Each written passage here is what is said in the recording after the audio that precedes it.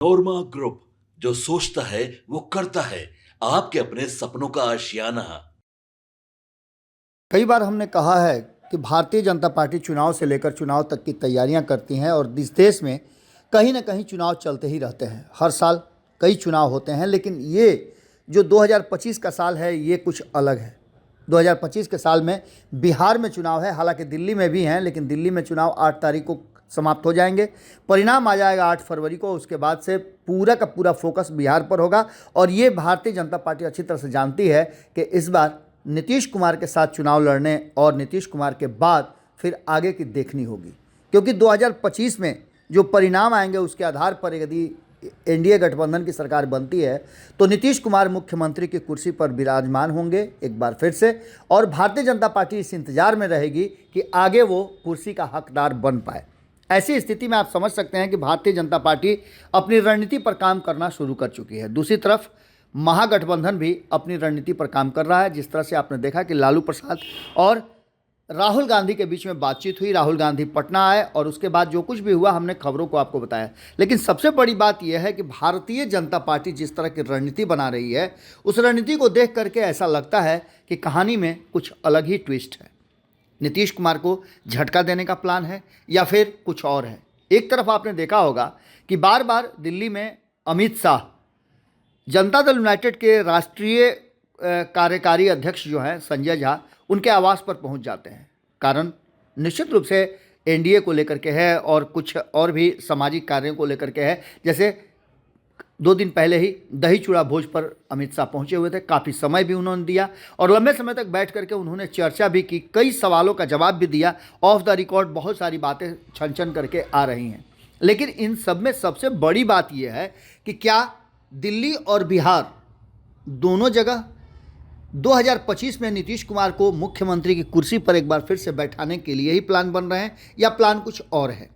आने वाले चुनाव को लेकर के, आने वाले जो राजनीति हैं उनको लेकर के भारतीय जनता पार्टी, जब नीतीश कुमार महागठबंधन के साथ 2022 में चले गए थे, उसके बाद से 17 महीने तक लगातार नीतीश कुमार को कैसे पलटा जाए उसको लेकर के प्लान बना रही थी। अब एक साथ हैं और 2024 का चुनाव भी लड़े हैं।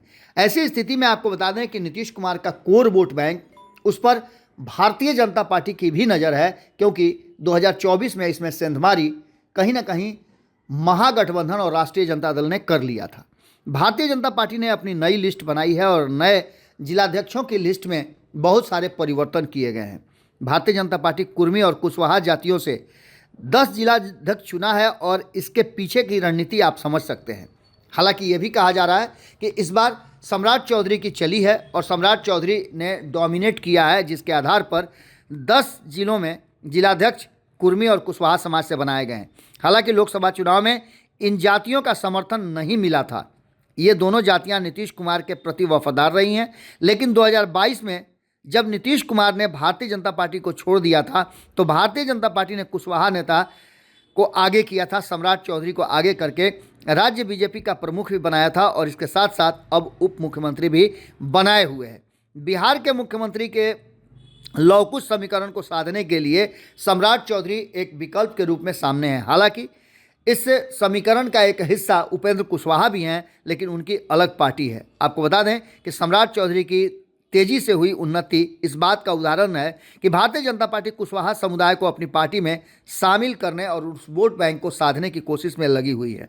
ओबीसी में कुशवाहा दूसरी जाति है जो यादवों के बाद दूसरे नंबर पर आती है। बिहार में चुनावी मतदान जो होते हैं उसके 14% हिस्से का प्रतिनिधित्व करती है यादव समुदाय, तो वहीं शेष जो है वो कहीं ना कहीं कुशवाहा समाज के पास आता है। हालांकि यादव समाज राजद के प्रति पूरी तरह से वफादार है। लोकसभा चुनाव में लालू ने महागठबंधन के तहत कुशवाहा समुदाय के 7 उम्मीदवार को मैदान में उतारे थे, जिसको लेकर के आपने देखा कि परिणाम भी उनके पक्ष में आए हैं और एक कुशवाहा जीत करके भी मैदान में गया है।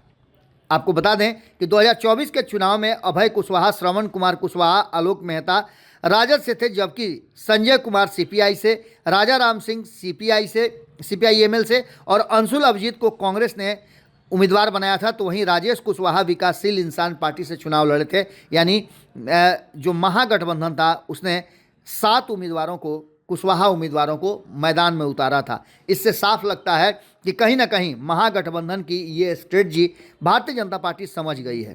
भारतीय जनता पार्टी लोकसभा चुनाव में कोई कुशवाहा उम्मीदवार नहीं उतारा था, लेकिन एनडीए ने 4 कुशवाहा उम्मीदवार उतारे थे। विजय लक्ष्मी कुशवाहा जो कि जनता दल यूनाइटेड से थी, संतोष कुशवाहा, सुनील कुमार कुशवाहा और उपेंद्र कुशवाहा। इसमें से 2 हार गए हैं चुनाव। संतोष कुशवाहा और उपेंद्र कुशवाहा मैदान में थे लेकिन चुनाव हार गए थे। आरजेडी के कुशवाहा कार्ड में एनडीए के कई सीटों पर असर डाला है और कुछ सीटों पर जीत के मार्जिन को भी घटाया था, जैसे नवादा, मुंगेर और वाल्मीकि नगर। उसके बाद भारतीय जनता पार्टी उपेंद्र कुशवाहा को राज्यसभा भेजा और अब पार्टी अपने संगठन में इस जाति को बढ़ावा दे रही है।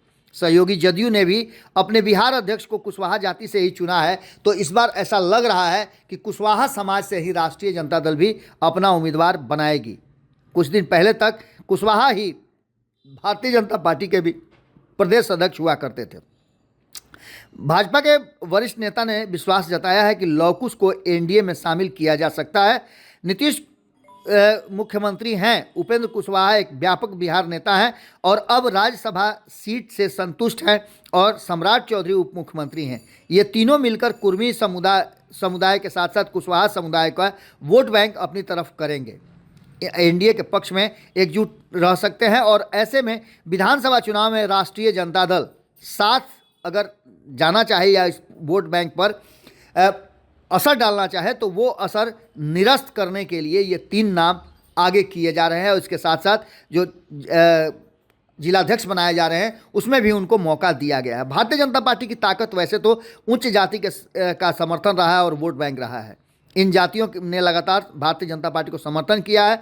बिहार की राजनीति में एक महत्वपूर्ण खिलाड़ी कुशवाहा समाज को बनाया जा सकता है। पिछले लोकसभा चुनाव में भारतीय जनता पार्टी बिहार की 40 में से 17 सीटों पर चुनाव लड़ा और 10 उच्च जाति के उम्मीदवार उतारे थे। 5 राजपूत, 2 भूमिहार, 2 ब्राह्मण और 1 कायस्थ जाति के उम्मीदवार को मैदान में उतारा था। ओबीसी, ईबीसी और दलित समूह से भी उम्मीदवार उतारे गए थे। 2023 में बीजेपी के जिलाध्यक्ष के रूप में 8 ब्राह्मणों, 6 भूमिहारों, 4 राजपूत और 2 कायस्थ का चयन किया गया था। बाकी उम्मीदवार ओबीसी और ईबीसी समूह से लिए गए थे। इस बार जो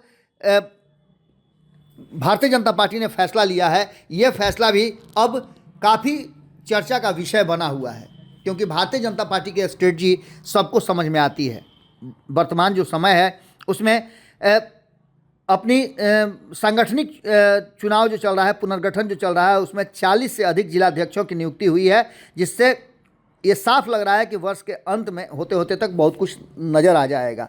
आपको बता दें कि चुनावी वर्ष होने के कारण भारतीय जनता पार्टी काफ़ी तेज़ी से आगे बढ़ रही है और जातीय समूह को अपने पाले में लाने के लिए, सांगठनिक मजबूती के लिए वो कहीं ना कहीं तैयारी कर रही है। चूँकि सामान्य जाति राज्य में भारतीय जनता पार्टी की रीढ़ है, पार्टी ने संगठनात्मक व मंत्री स्तरीय नियुक्तियों के दौरान अपने पारंपरिक समर्थक आधार को बरकरार रखा है। पार्टी के पिछड़ी जातियों में पिछले 2 दशक में भी अपनी पैठ बनाई है और इसलिए पिछड़ी जाति के नेताओं को सम्मानित किया गया है, चाहे वो ईबीसी हो, ओबीसी हो या फिर दलित समूह हो। आपको बता दें कि इसको लेकर के भारतीय जनता पार्टी ने वक्त वक्त पे अपने विचार बदले हैं। अब ऐसी स्थिति में आप एक बात तो समझ सकते हैं कि अगड़ी जाति के साथ अगर कुर्मी और कुशवाहा, खास करके कुशवाहा समाज जो नाराज चल रहा था एनडीए गठबंधन से और शिफ्ट हो रहा था महागठबंधन की तरफ, उसे साधने के लिए एक बड़ा प्लान बनाया है और इतनी अधिक संख्या में जिलाध्यक्ष बनाना ये बात साबित करता है कि भारतीय जनता पार्टी ने अपना एंगल चेंज किया है। ऐसे में एक बात तो साफ साफ नज़र आती है कि कहीं ऐसा तो नहीं कि ये टकराव है। नीतीश कुमार के बाद नीतीश कुमार के वोट बैंक का मालिक कौन होगा, कौन उस वोट बैंक को संचालित करेगा, इसको लेकर के ये प्लान हो सकता है या फिर नीतीश कुमार को झटका देने की भी ये तैयारी हो सकती है। एक तीर से कई निशाने करने के लिए भाजपा जानी जाती है। एक बार फिर से बिहार में जो 2025 के चुनाव होने हैं उसको लेकर के इसी तरह की बातें भीतर खाने में चर्चा में हैं कि भारतीय जनता पार्टी एक बार फिर से बिहार में एक तीर से कई निशाने साधेगी। पहले भी आपने देखा होगा कि अमित शाह बोल चुके हैं और जब अमित शाह संजय झा के यहाँ दही चूड़ा पर गए थे तब भी उनसे पूछा गया तो उस सवाल का जवाब उनके पास सिर्फ यही था कि संसदीय बोर्ड जो जीत करके आए हुए विधायक हैं वो चुनते हैं कि उनका मुखिया कौन होगा। इसका सीधा मतलब है कि भारतीय जनता पार्टी ने अपनी प्लानिंग और स्ट्रेटजी पूरी तरह से तैयार कर ली है। अब देखना होगा कि यह स्ट्रेटजी दिल्ली चुनाव के बाद किस तरह से कारगर होती है बिहार में, क्योंकि बिहार में 10 महीने का समय इसके बाद मिलने वाला है चुनाव के लिए। जुड़े रहिए भारत लाइव के साथ। बहुत बहुत धन्यवाद। आपके सपनों को हमने सजाया है, ई होम्स पैनोरमा को हमने बनाया है। ई होम्स मेरा एक सपना था जिस पे मैं पिछले 4 साल से काम कर रहा था। हमने जो बनाया है वो सबने है माना। ई होम्स पैनोरमा में हो आपका भी आशियाना।